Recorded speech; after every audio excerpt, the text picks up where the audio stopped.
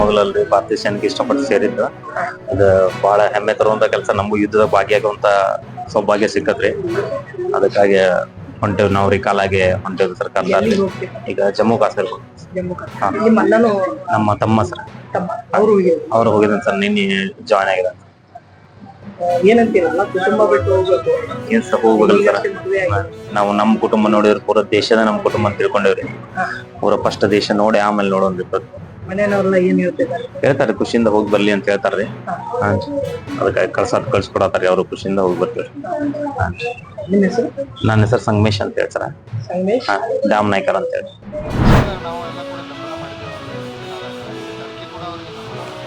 ಅವರು ಪ್ರಚೋದನೆ ಮಾಡ್ತಾರೆ, ಮುಸಲ್ಮಾನರೆಲ್ಲ ನಾವು ಒಂದಾಗಬೇಕು, ನಾನು ಈಗ 23ನೇ ತಾರೀಕು ಹೋದ ತಿಂಗಳ ಅಜರ್ಬೈಜಾನ್ಗೆ ಹೋಗಿದ್ದೆ. 10 ಕೋಟಿ ಜನಸಂಖ್ಯೆ ಮುಸಲ್ಮಾನರು. ಒಬ್ಬರು ಬುರ್ಕ ಹಾಕಿಲ್ಲ, ಒಬ್ಬರು ದೇಶದ ಬಗ್ಗೆ ಇನ್ನೊಂದು ದೇಶದ ಬಗ್ಗೆ ಚರ್ಚೆ ಮಾಡೋಂಗಿಲ್ಲ. ರೀತಿ ನೀತಿಗಳು, ಅವರ ನಡವಳಿಕೆಗಳು ಇಡೀ ನೀವು ಜಗತ್ತಿನಲ್ಲಿ ಆ ದೇಶದಲ್ಲಿ ಹೋಗಿ ಬರಬೇಕು. ಅವರು ಒಬ್ಬರು ಮಾದರಿಯಾದಂಥ ದೇಶ ಅಂತ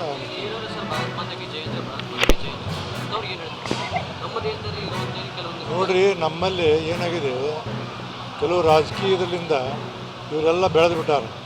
ಈಗ ಉಂಡಮಣಿ ಗಳ ಅಂತಲ್ಲ, ಹಂಗಾಗಿದೆ. ಅದಕ್ಕೆ ಇದು ಎಲ್ಲಿವರೆಗೆ ನಮ್ಮ ಸರ್ಕಾರಗಳು ಈ ಓಟಿನ ಬಿಡೋದಿಲ್ಲ, ದೇಶ ನಮ್ಮ ಪ್ರಮುಖ ಎಲ್ಲ ರಾಜಕೀಯ ಮಾಡೋದಿಲ್ಲ, ಅಲ್ಲಿವರೆಗೆ ನಮ್ಮ ದೇಶ ಉದ್ಧಾರ ಆಗ್ತದೆ. ಸರ್, ಈಗ ಶಿಕ್ಷಕರನ್ನು ಕೂಡ ನೇಮಕಾತಿ ಮಾಡಿಲ್ಲ.